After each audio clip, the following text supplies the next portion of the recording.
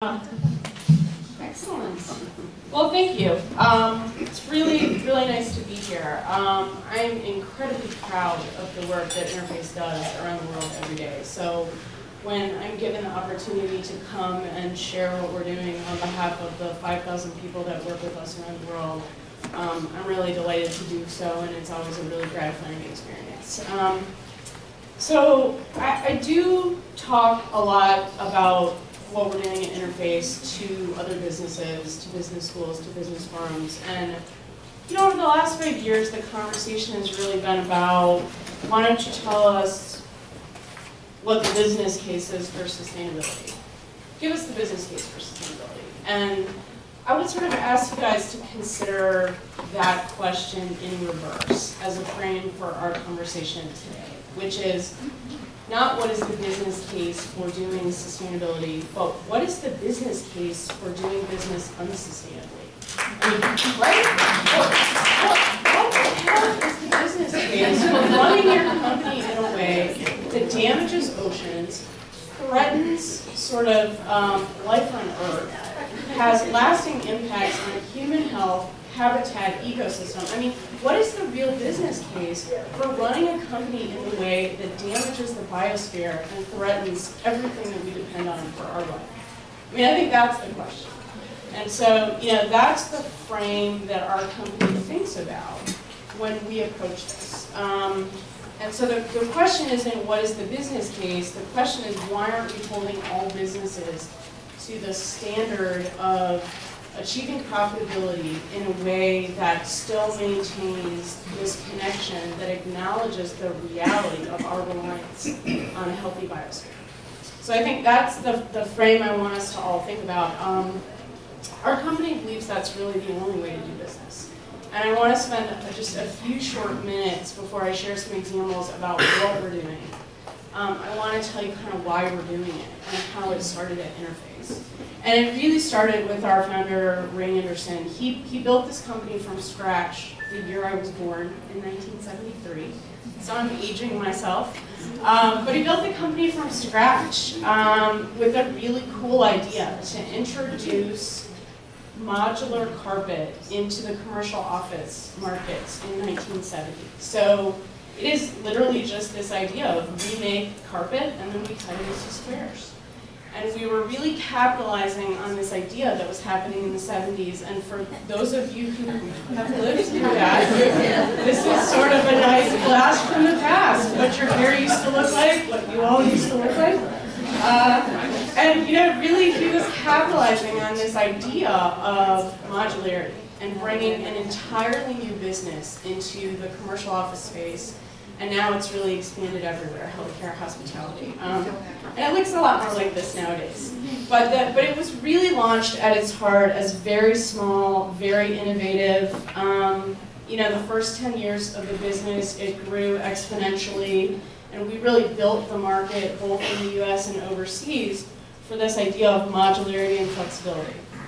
And then, about 10 years after that, in the early 1990s, we had a really interesting experience happen. We lost a huge job in California. It was one of the first green buildings that existed way before LEED, way before the US Green Building Council.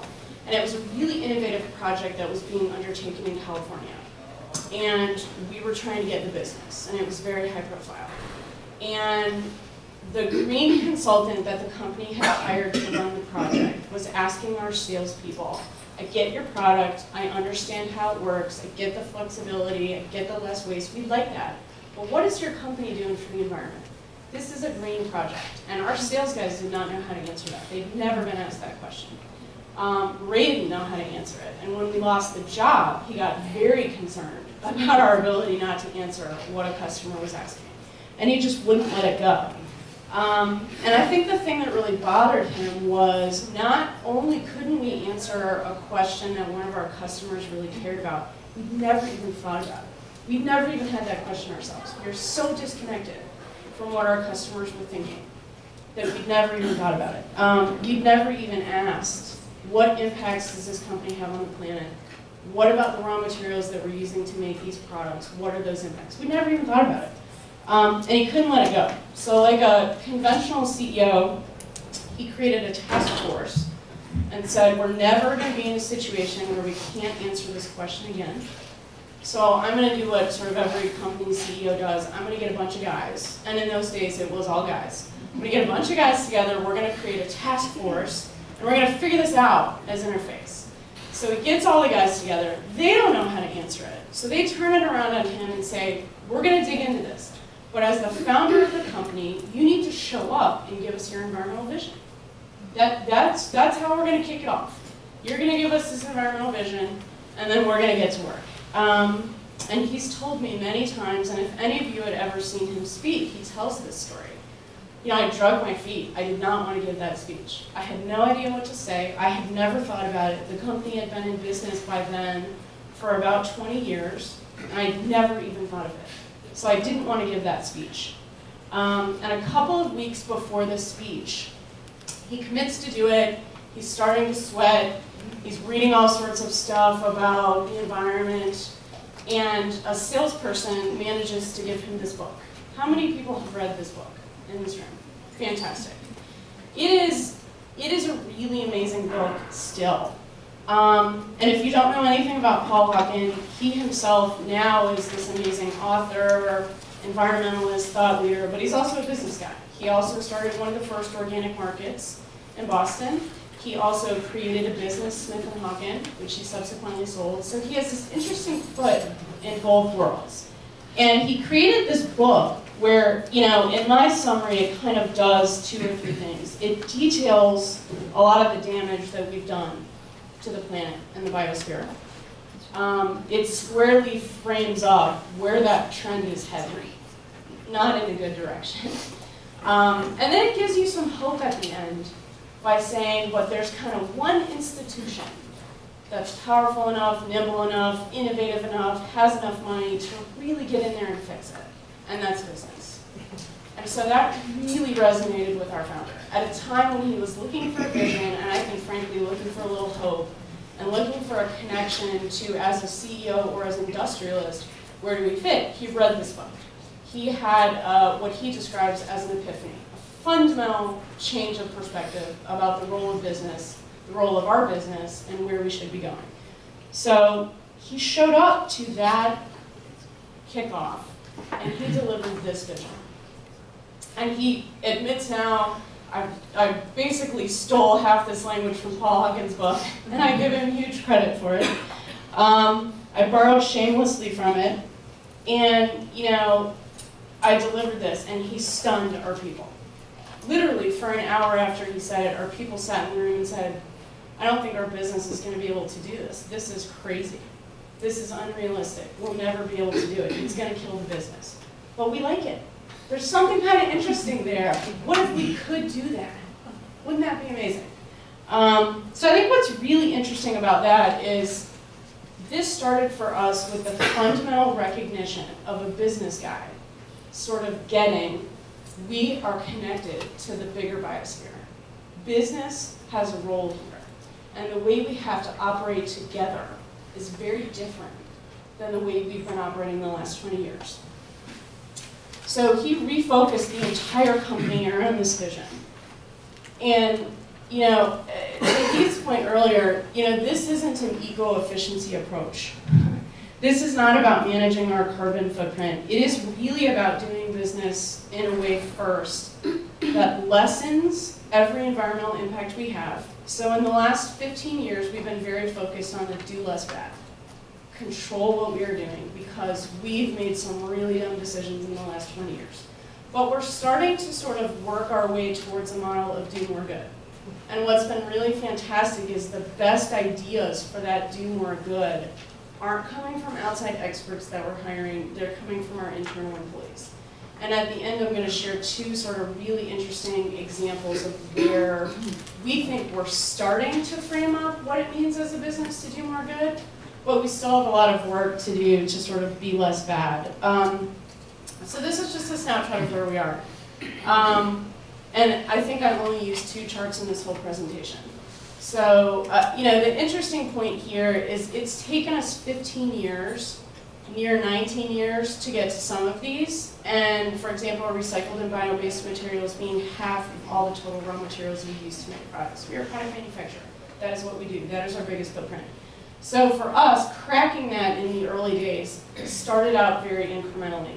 Started out with small percentages. We're not vertical. We don't make our own nylon. So for a company that's quite small in a carpet industry that's quite big, where our biggest footprint is nylon, what that has taken is literally convincing our supply chain to make the change for us, showing them a different model. So it really meant doing things like bringing those suppliers close to interface, having summits, having Ray show up and deliver that vision, and say to the suppliers, this is where we're going. And by the way, whichever one of you gets there first, meaning delivers us recycled content, partners with us to bring back products and recycle them and incorporate them into your raw materials, we're going to reward you with the most business.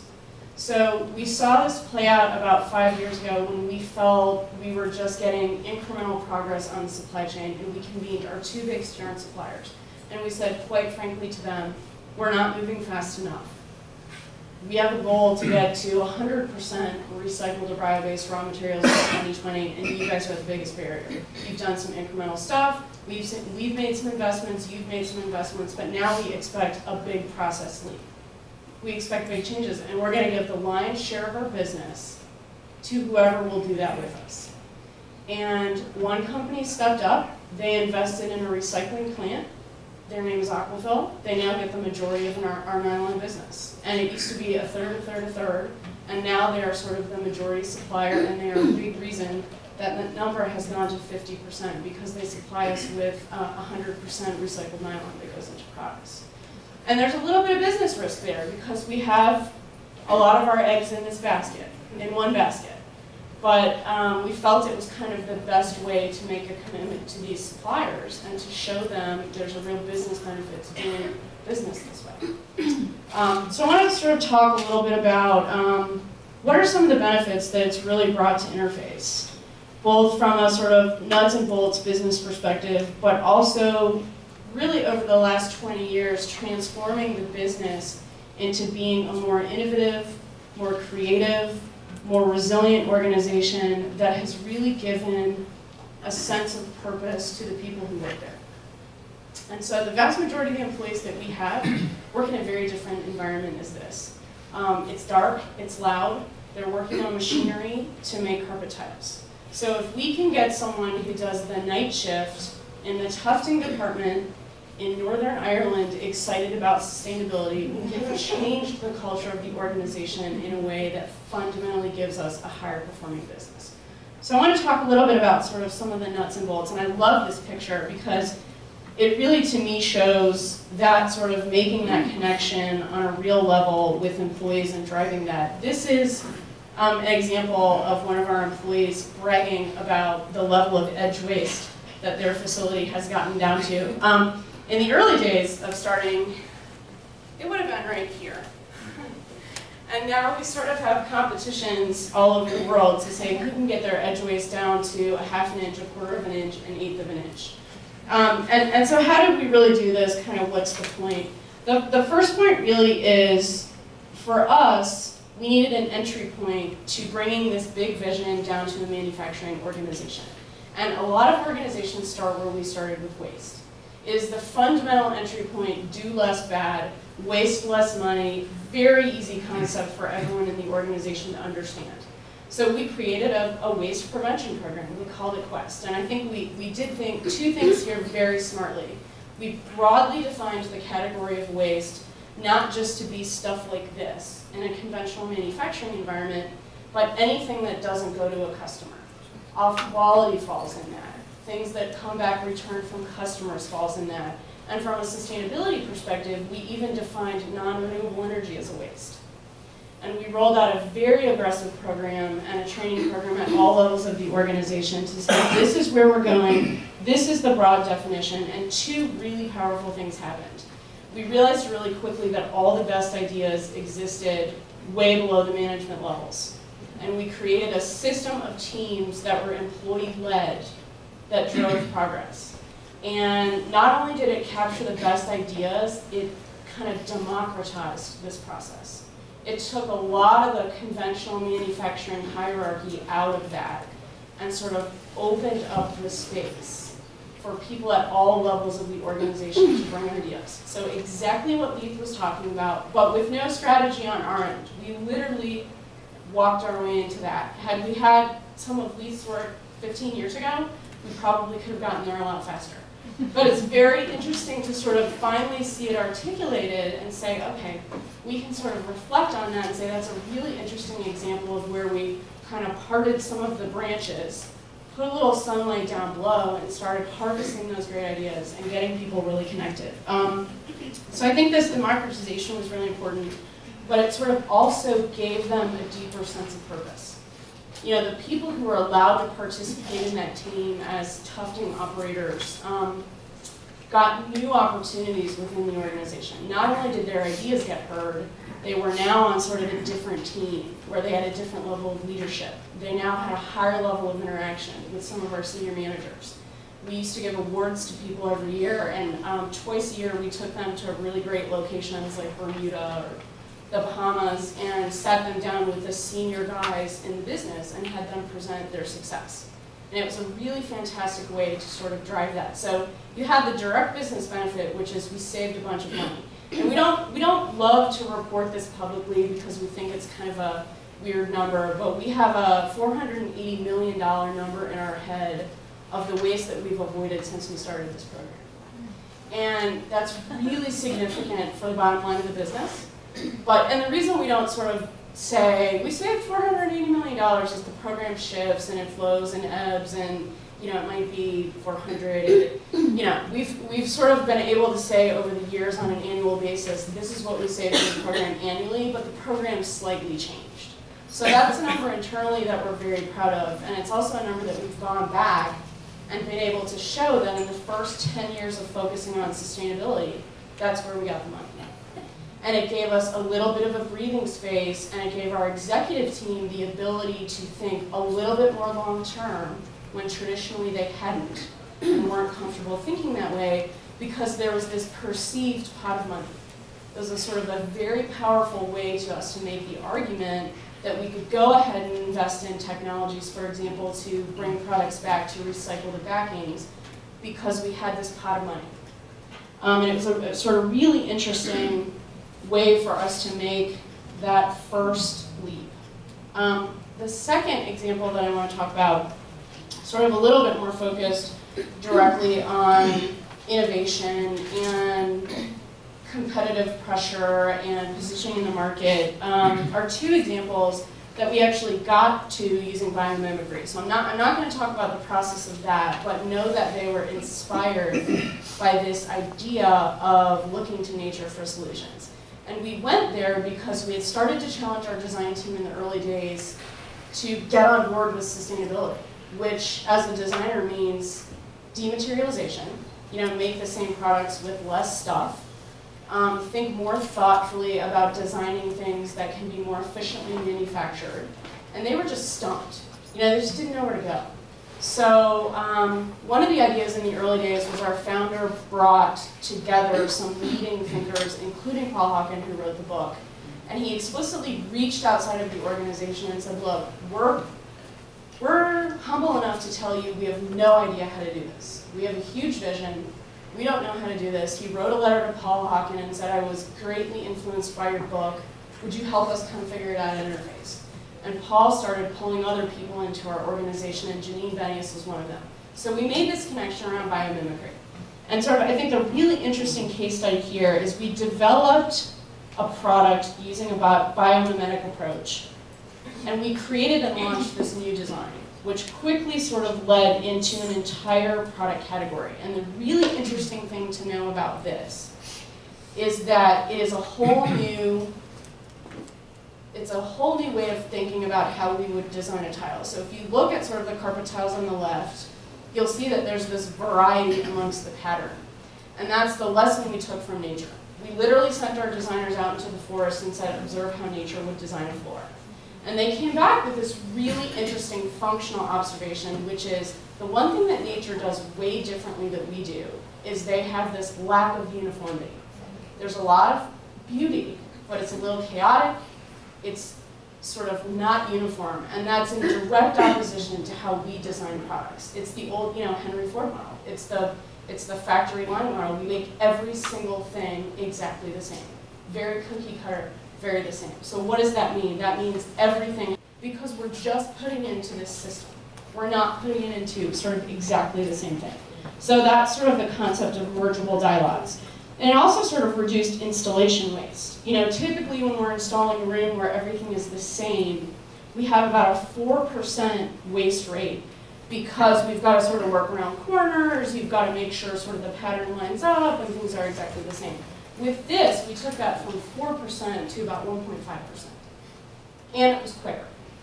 So we saw sort of all these amazing benefits to the business just in terms of cost saving. And this is one of only 2 graphs that I'm using. But you sort of get the point, which is the third line down, installation waste is what I'm talking about. We're about 3.8% for a typical product that would be kind of more cookie cutter, but the I2 non-directional products takes it down to 1.5%.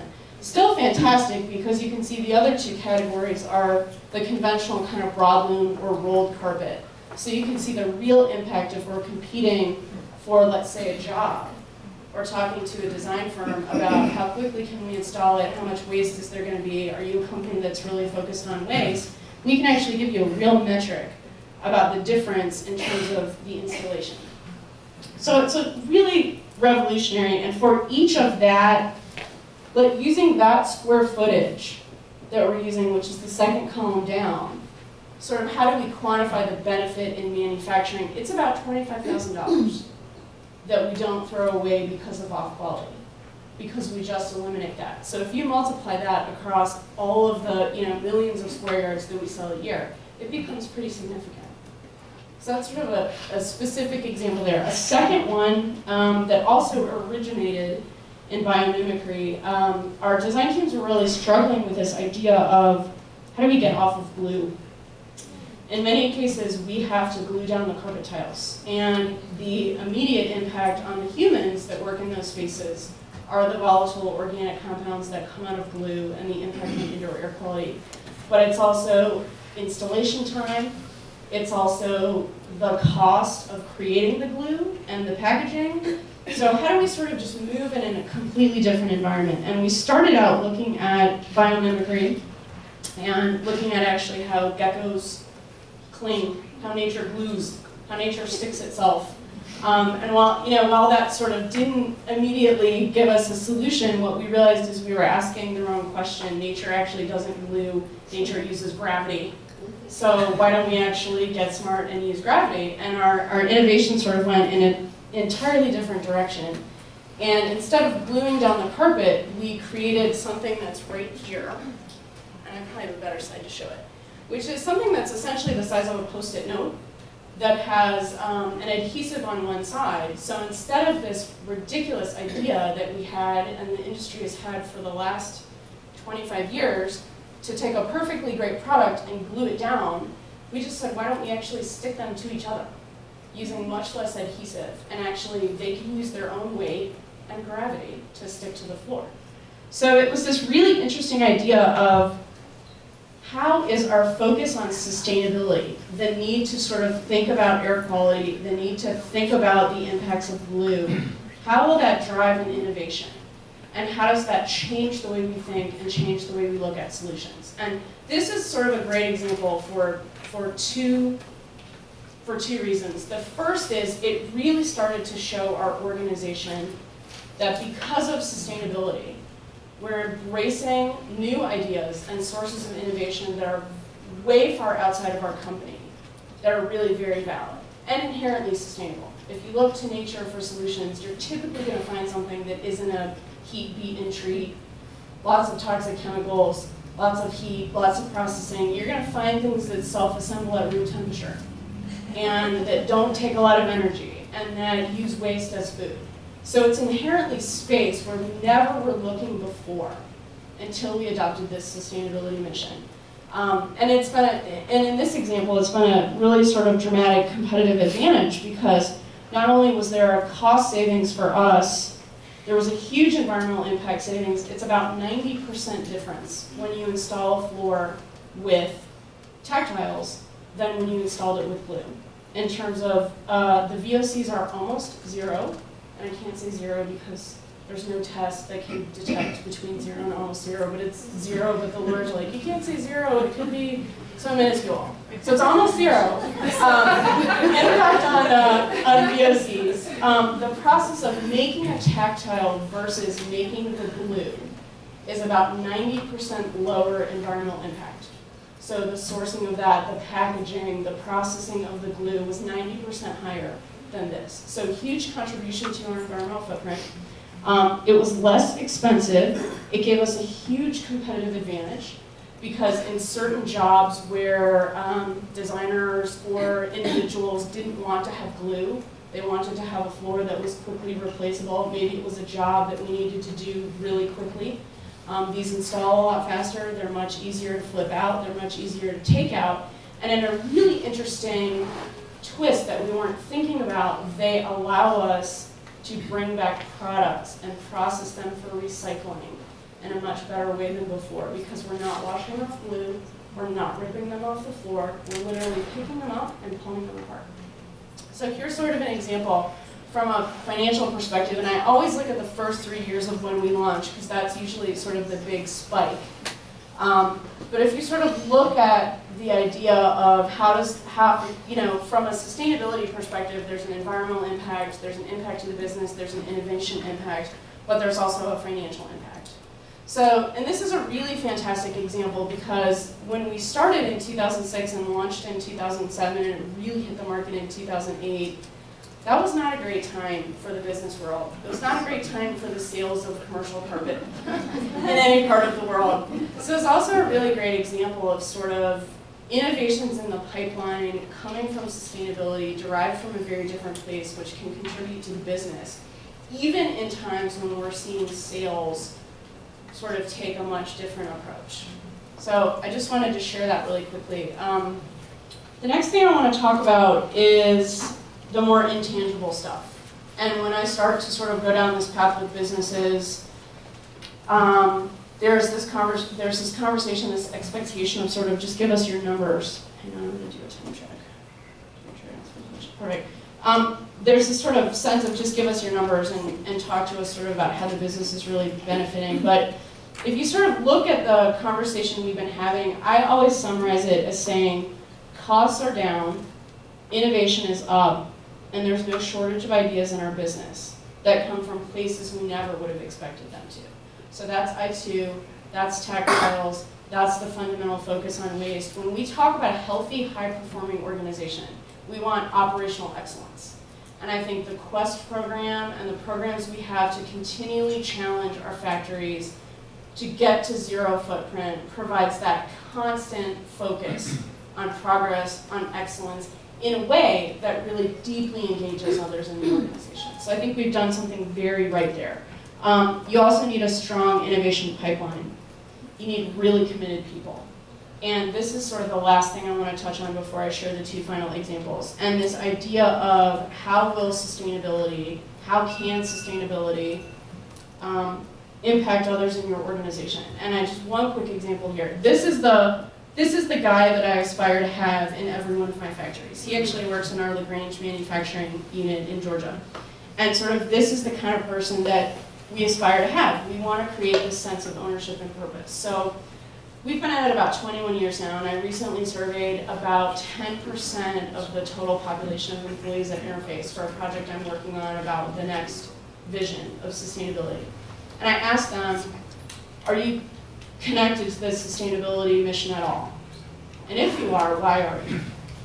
And the vast majority of them were connected. Out of the about 500 people that we surveyed, not one single person said to me that they weren't.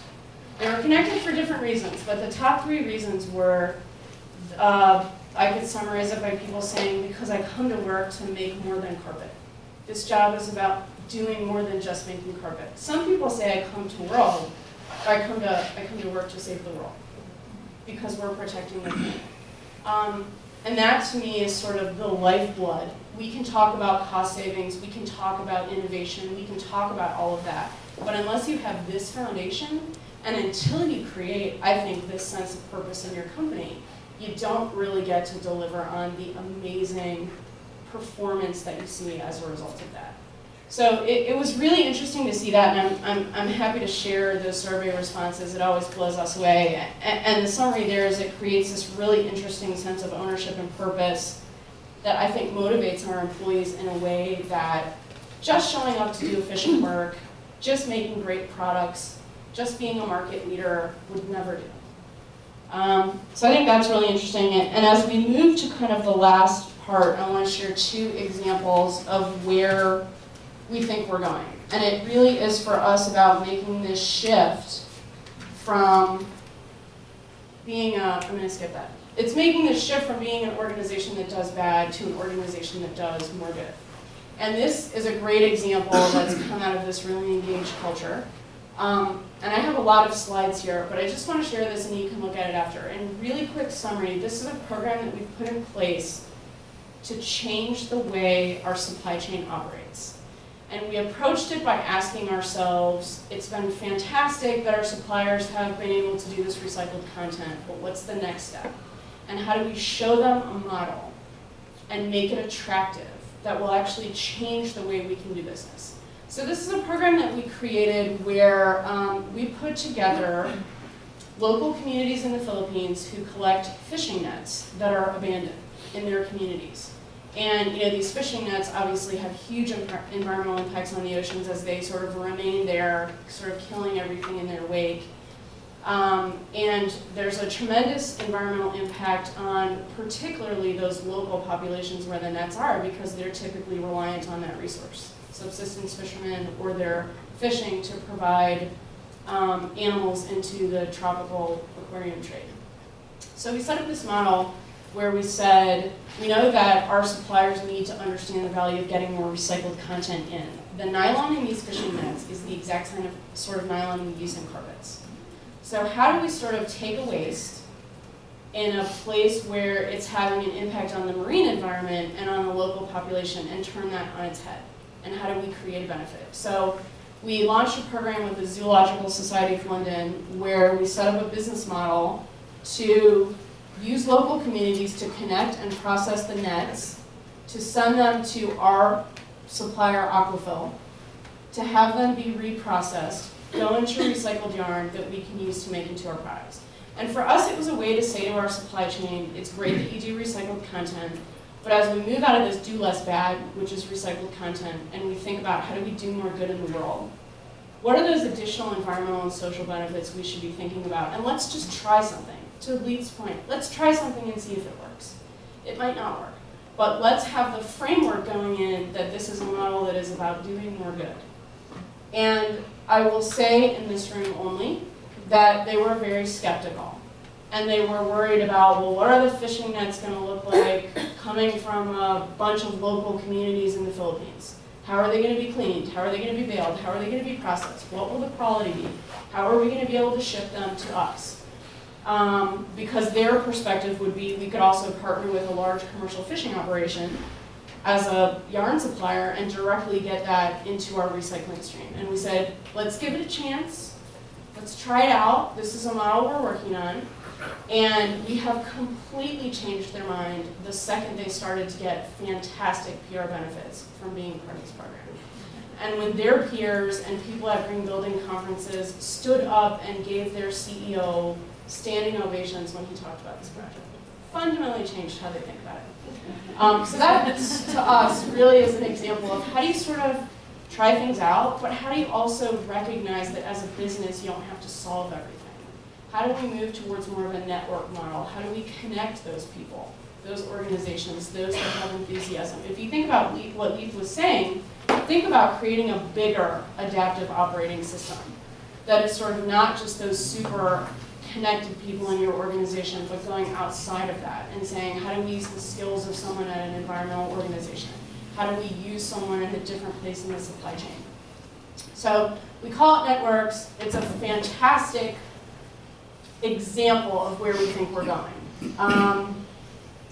and we don't have time to do that, but I'm going to share one more quick second idea. So how does that really translate to a manufacturing environment? So this is a partnership we're doing right now with the Biomimicry Institute and Janine Benius, who I've spoken about. And the idea is, how would we imagine our manufacturing sites, our factories, as also being positive contributors? So it's one thing to sort of have this conversation with networks and look at how might we have a more inclusive model from a product perspective. But we have a huge amount of, we have 7 factories around the world that have huge footprints in local communities. What might this look like for that factory? So we're looking very seriously at something that Janine and her organization have developed, where they measure the ecosystem services of a highly functioning local ecosystem, and that becomes the model. So what that local ecosystem is doing in terms of sequestering carbon, storing water, providing habitat, supporting pollinators. And we've asked ourselves, could that be a model that we could strive to? Right now our factories are in a model where we're saying 0 footprint. And I've talked about the engagement that's driven and how we've implemented that, and that will always be a focus for us. But that's not net positive. It's not generous. It's not giving back. It's just doing what's bad. So we're really trying at this phase to identify what does more good look like from a factory footprint perspective. And this is a model that we're exploring. It's very new. We're doing it actually in our Minto, Australia manufacturing plant because it's the newest. So there are lots of local ecosystems that we're looking at that I'm sure Leap is familiar with, where we're measuring what they do, and then we're asking ourselves, could that be our standard? So there's a couple really interesting articles on it, Greenbiz, Wired, that you can read, because I don't have time to go into it, I'm sorry. But I just wanted to share with you sort of that as a business, how we're trying to really create the framework and the measurement around what's the next step to net positive. So I kind of want to close with this. So in August of 2011, we lost Ray. And, sorry. And the 5,000 of us in the company are incredibly committed to deliver that original vision. For him, for us, for our families, for you, for the planet, right? And I think, you know, for us, there's a big example that we set, and I think it's a big footprint and an example for the business world that sometimes is diminished by people saying, well, you know, this was the founder who drove it, they're really small, we are publicly traded, even though people don't know that. We do have shareholders, we do have a board of directors that's very focused on profit, but we're only 5,000 people. So this idea of sort of, to me, if we can get this far, if a bunch of guys in LaGrange, Georgia, in Minto, Australia, in Bangkok, Thailand, if we can get this far, any company can do it. Trust me. Anyone can do it. But let's not go that route. I mean, the people in this room have the opportunity to touch the next generation of business leaders. You all do. Let's show them the different model. You know, let's sort of show them the way to do that right. So the next generation of entrepreneurs, I think, let's make that connection between what it means to be in business and do that in a way that benefits the biosphere. Let's show them that there are some examples that you can make money, you can drive innovation, you can create this amazingly engaged culture, and you can make money doing it. And sort of, you guys, I think, have some of the best opportunity to do that. I don't touch those students, we don't see those students, but anything that we can do to support you in that, we're happy to do. So, you know, in closing, I think we've provided some books. So the last ask I have here is share the story. Share the story with your students, with people that you do business with your next door neighbor, and have a discussion about that. And see what comes out of it. And feel free to reach out to me, to send us ideas, to send us comments, to ask us for support.